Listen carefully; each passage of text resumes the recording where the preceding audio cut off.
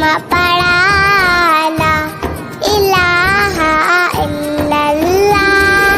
हस्बी रब्बी जल्लल्लाह माफी कल्बी ऐरुल्लाह नूर मोहम्मद सल्लल्लाह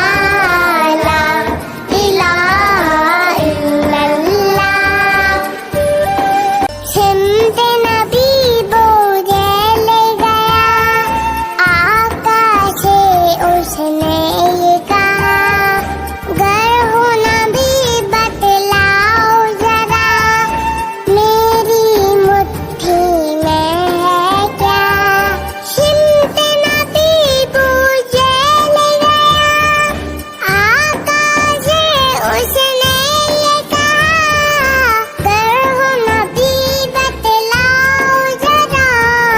मेरी मुट्ठी में है क्या आका का फरमान हुआ और फजले रहमान हुआ मुट्ठी से फट